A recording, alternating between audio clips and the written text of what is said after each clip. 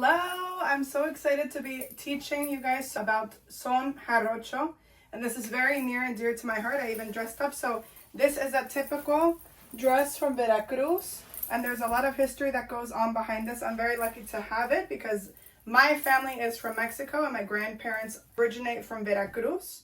So I'm so excited to be sharing a little bit about the music today, and we're going to be taking a look at this amazing plan that I have to share for all of you. So I hope you enjoy.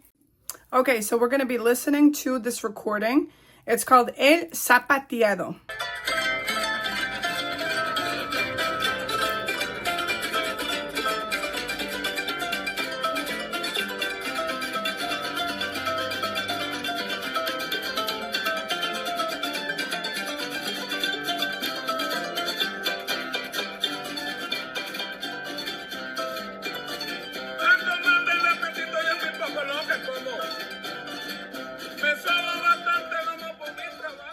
So let's talk about the meter that we just heard.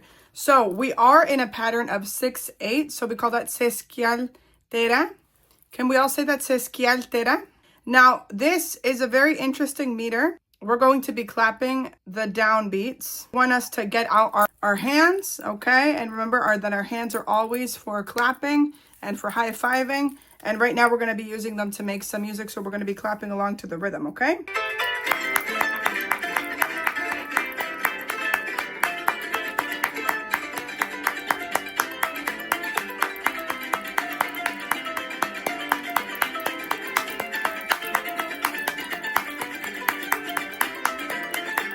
Awesome. You guys did an amazing job. All right, now we're going to get up and we're going to be dancing to the downbeats of the song.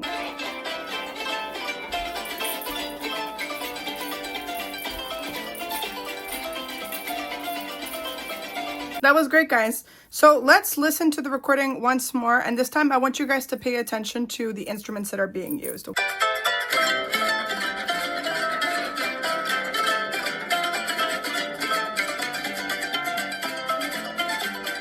So right off the bat, what type of instruments are we hearing? Yes, so we are listening to the arpa, which is the harp. So you guys did answer it correctly. It is the harp. But we call this the arpa jarocha, which is a harp from Veracruz, which is typically smaller. It's a stringed instrument that plays very complex and hard driving rhythm. So it's different from a typical harp that you would see for classical music. This one is a little bit smaller and it's kind of easier to really control because we see that they're plucking and they have a lot of fast-paced rhythms, right? What other instruments do we hear with this? I think I saw a hand raise. Yes. Yes, so there is a type of guitar. And if you heard, they had a guitar that kind of just drums, right? So very rhythmic. So that is it's a small local guitar that's usually used in this group. It's called a jarana. Can we all say jarana? Yep, jarana. And then we have another guitar, if you heard, and this is more of a finger picking instrument. So this is called the requinto jarocho. So this is a smaller 4-string guitar. Yep, only 4 strings, I know. And it's plucked with a pick. So that's what produces a lot of the melodic lines. So it kind of gives a type of counterpoint with the harp, okay? So when do we typically listen to a harp? Because I know we talked about that before.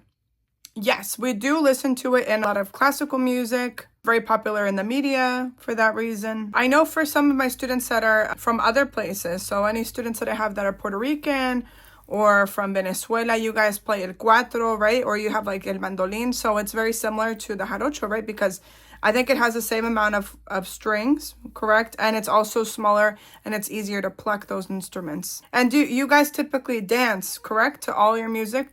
Right. So a lot of times in Latin America, and especially in Mexico, and especially in this particular state of Veracruz, they dance so much to this music and they have amazing costumes like this one, right? To represent all of that movement. And when you have groups of people that are dancing together, it looks very, very beautiful. So a little bit of a short history about Veracruz. It's a port city, so it's in the Gulf of Mexico, and it has a long history of cultural exchange because people were going in and out of the ships. And actually one of my favorite songs, it says Veracruz, and it says I have a soul of a pirate, right? Because there were a lot of ships that were going in and out, and they were known for sometimes having that, back in the day. So it has a very big influence on the economy, obviously bringing a lot of rich music life. So we have cultures that are coming in that are indigenous. We have African, Spanish, and Afro-Cuban influences. So the region is Afro-Misian. Very important. That's a like vibrant street and theater. It's colonial and post-colonial. And the colonial just means when the Spanish came in, because they were the ones that were in charge for a while until Mexico just got its independence. And we just celebrated Mexican Independence Day yesterday, so September 15th. So it's a great day to remember that and to be talking about this. So Son Jarocho is regional folk music, and it's tradition in the Huasteca region of Veracruz. So Huasteca is an area that's in Veracruz, and it's associated with the city of Veracruz, but it's surrounding rural communities, okay? So we think a lot about farms and mountains and all that.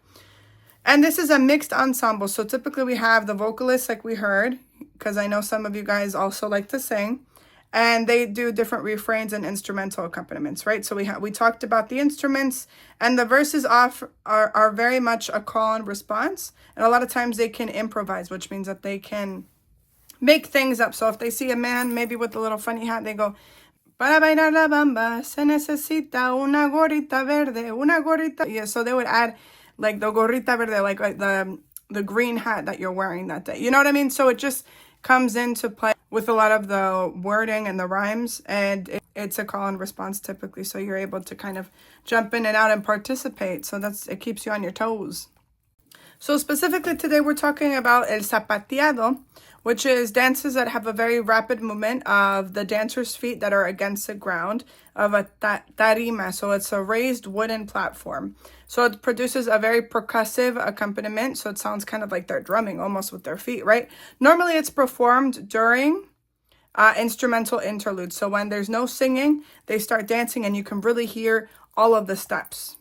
So this type of dance, del jarabe, and I want to show you guys an example of the Mexican hat dance.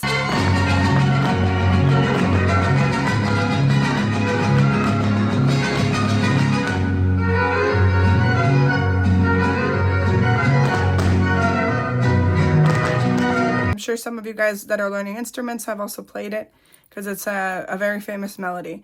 And the word jarabe means sweet syrup, and jarabe is derived from the Arabic word exarabe. So it's a mixture of herbs to create the sweetness. So that just goes to show that the Spanish, especially in this port in Veracruz, because we had so many people coming in and out, a lot of cultures blended in. There's a trace of the meaning of the word and the song that comes from Spain and that was developed in Mexico.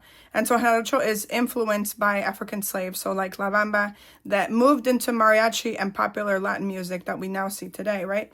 So it's present in a lot of U.S. folk dance troupes. So we see a lot of people that go around, and maybe some of you guys have participated in some of those dancing, that are able to play that popular music. So I do want to look at some of the verses.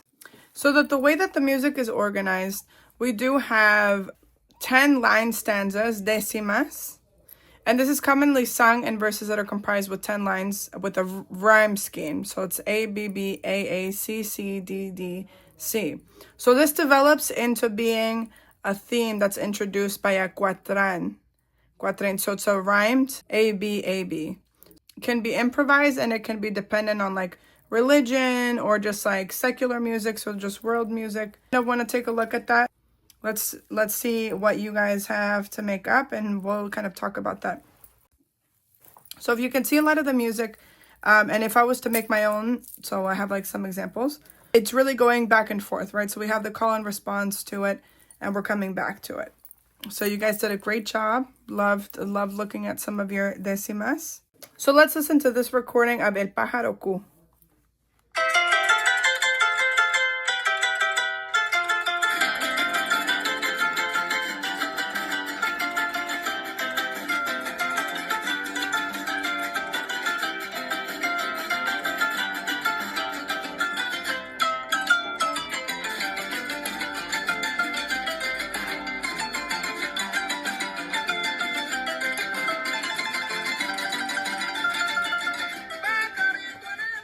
Awesome. So let's hear it one more time, and this time we're going to clap to it, okay?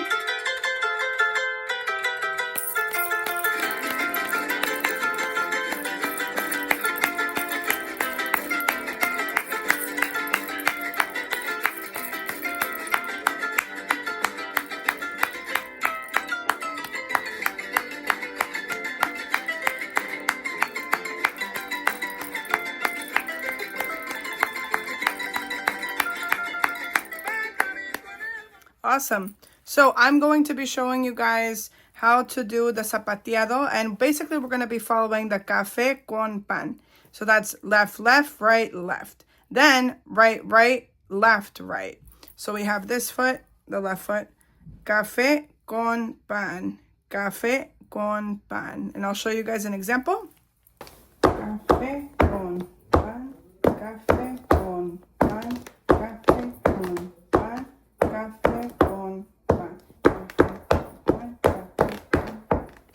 You guys did an awesome job following along. I want to listen to it one more time because you guys had a lot of fun with the steps. So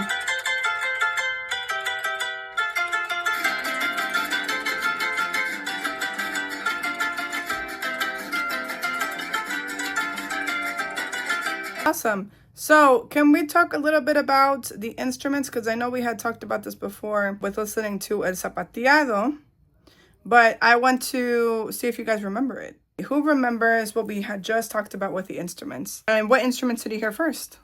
Yes, so we heard the arpa, right? Yes, we heard the arpa. And that's a very important in this type of music. And we also heard jarana. We heard the jarana, and we also heard another one. Who remembers what the one with the R started with? It was a special word that meant plucking. Yep. Requinto, jarocho. Requinto, jarocho. So you guys are doing awesome with remembering what the instruments are.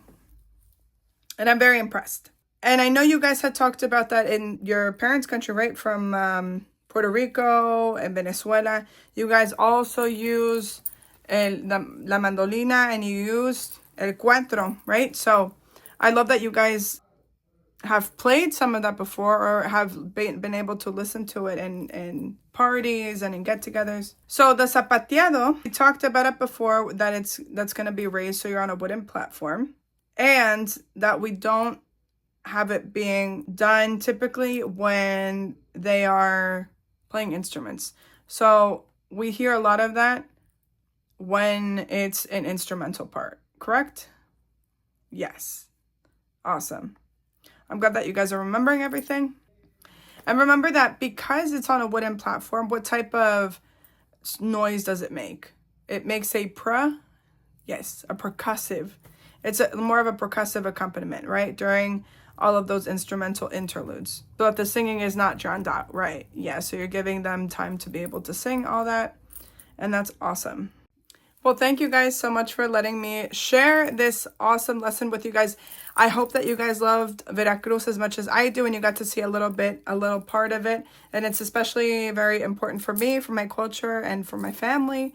And it's a big part of who I am. So I hope that you guys like this, and I hope it inspires you to kind of get back to your roots and maybe ask questions with your own family and ask them, what about, where did we come from? And what about our family? And what are those traditions? And what type of music did they listen to? It doesn't matter if it's Irish music and fiddle music, or if it's like Italian music, or maybe if your family's from Vietnam and you grew up, maybe you listen to more American music at home, but maybe getting into your roots a little bit and being like, oh my gosh, I never thought about listening to like music that my grandmother liked in Vietnam, So it's never too late to learn and to kind of ask questions about that. It's actually very beautiful. It's a very beautiful part of that. So thank you guys so much. And I hope you enjoyed.